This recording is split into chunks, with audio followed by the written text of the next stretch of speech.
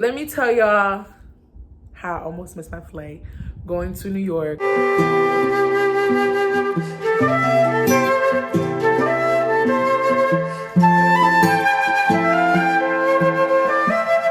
So let me just go ahead and say, have a little bit of grace, because what I'm about to share, it is so embarrassing, but it is what it is. My hair appointment, it's also my hair appointment, so it's kind of not even my fault. I was supposed to get box braids, long box braids.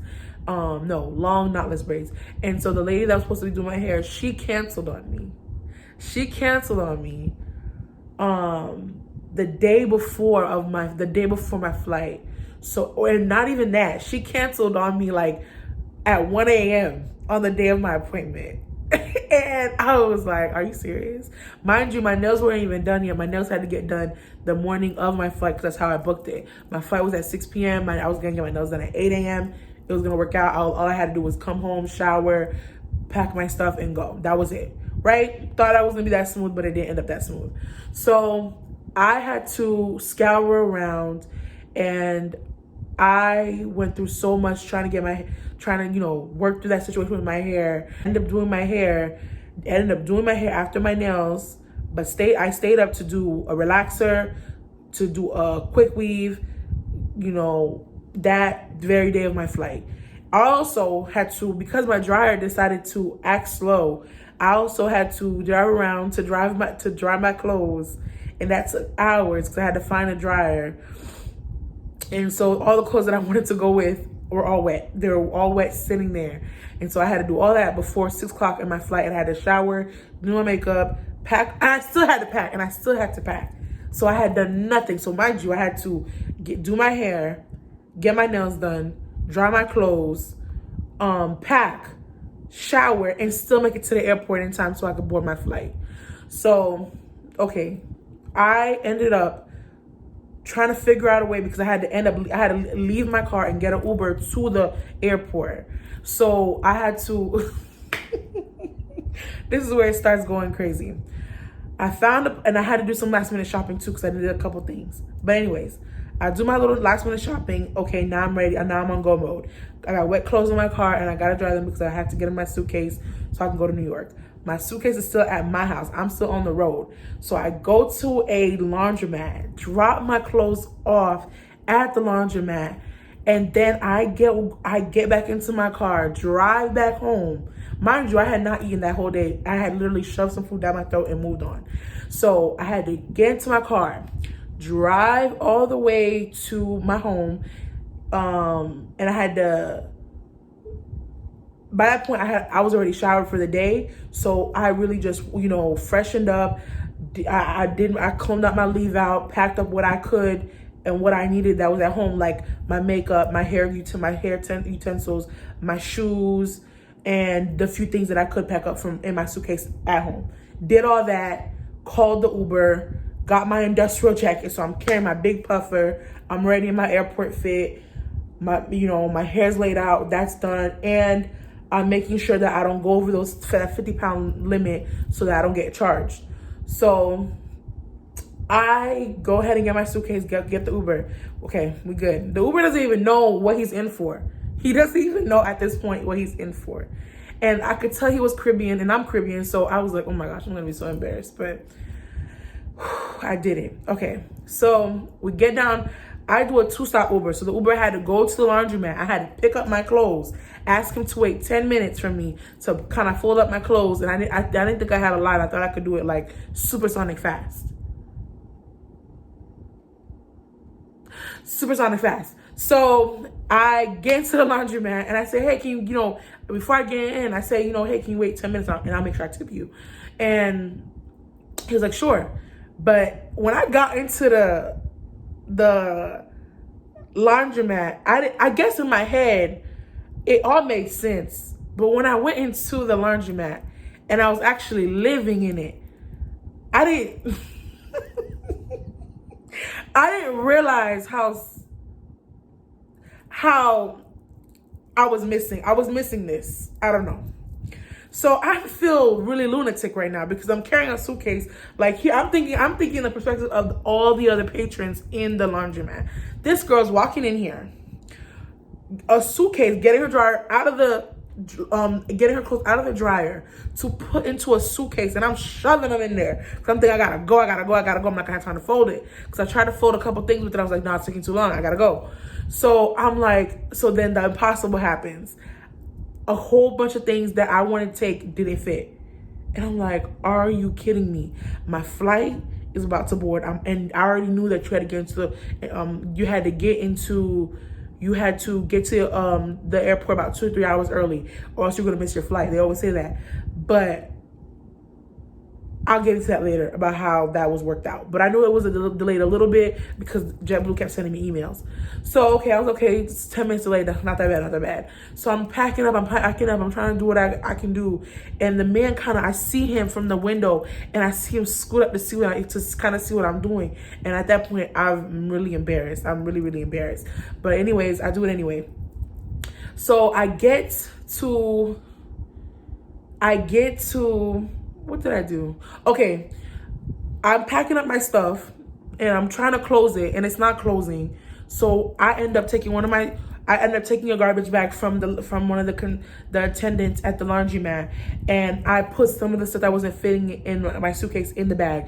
I get my suitcase in my bag, and I load into the car, and I get into the car, and I don't say nothing to him, and I move on. I call my friends, and I'm speaking in code because I'm so embarrassed. And I'm telling him, and I called him for comfort because I was so embarrassed. I was like, oh my gosh, friend, my Uber had to see that. I'm so embarrassed. I'm like, yeah, I'm gonna tip him, but still, like, that was super embarrassing for me. Oh my goodness.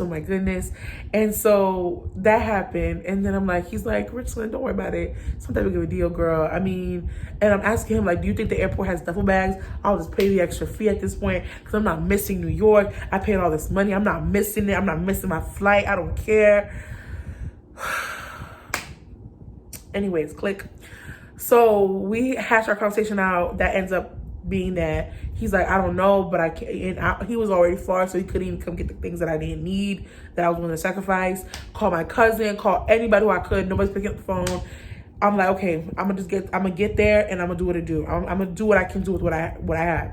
So I get there, and thank God for this man. He was I'm a Zoe, and I don't know about y'all, but in Florida, if a Zoe meets another Zoe, and that Zoe can help out the other Zoe, then you're good. So the curbside attendant was Haitian, and so when he was like, you know what, I'm gonna help you out because you're so sweet, you're nice, I'm gonna help you out, I'm gonna do what I can. He's like, just go. And I say, can I go over there and can I fix the things that can I fix myself? He's like, yeah, go ahead, do what you gotta do. I'm gonna take you, I'm gonna help you out, I got you. I go in, I decided to just let go of a couple things. I took out a pair of sweatpants, decided to envelope it in my industrial jacket. I'm walking.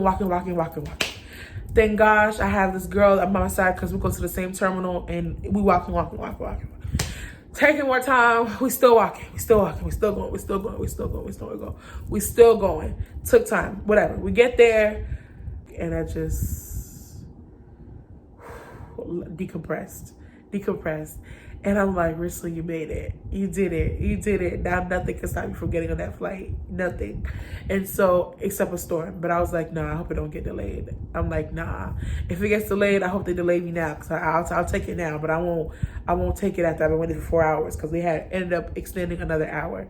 So I end up waiting the 4 hours. It gets we were supposed to leave at 7 o'clock.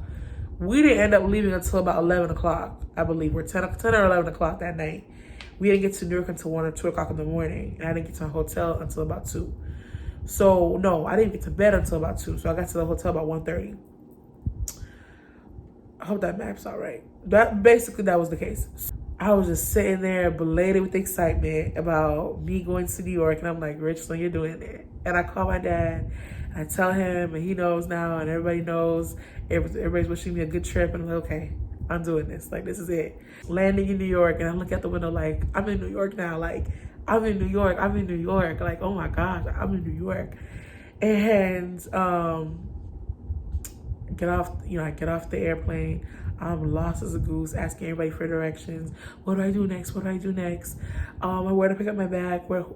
And I asked this girl, I said, hey, would you take an Uber or would you take a cab to your hotel? She goes, I would take a cab because they're less expensive and they're gonna give you a flat rate. I come out I get my bags, I come out the airport, I exit, and I go out. And I ask the guy, I say, hey, it's 1 o'clock in the morning. I'm like, do I just walk up to one of the cabs and they take me? And he was like, yeah, you just walk up and tell them where you're going and they take you. I was like, oh, okay, cool. I'm gonna do that. And then so I did it, and he was like, okay, you going there? $40, no problem. Comes out the car, gets my bags. I'm like, okay, I'm in New York. And I'm like, okay, I pay him $40, get into my hotel. And I'm like, oh my gosh, I'm in New York. And one thing about New York, it never sleeps. So Uber Eats never sleeps. I'm like, okay, I'm not gonna starve. I got food, ordered up, cleaned up myself, got my little Dr. Browners on, released, and just got into my bed, turned on the TV, and I went to sleep in New York. And I woke up the next morning in New York. And that was like, and after that, at that point, I forgot everything I just told you. Everything. I was like, yeah. It was like almost, I never had children before, but it was that feeling that they talk about, that pain, that irritable, that all that pain that you gotta feel when you're pushing out that baby. And then when the baby comes out, you're just like, that's how it was. I was like staring out my window and like, I'm sleeping in New York tonight. I'm not in Florida. I'm sleeping in New York tonight. And I'm like, I did it. I finally did it. And I went to New York. I enjoyed myself. It was fun. The story was crazy, I know, but that happened. And I still can't believe I did that. But I've done things like this all the time. Like, I could tell you never any stories about how I make these plans in my head and then I take them out and make them happen in the real world. And then people look at me like, this girl's psycho. But yeah, maybe I am. Who knows? But anyways, thank you for watching. If you want to see my vlog on what I got to see in New York, that's already posted. So go ahead and do that. If you could like, comment, subscribe. If you could like, comment, share, subscribe, I would really appreciate it. Thank you and have a great day. And also, go to New York.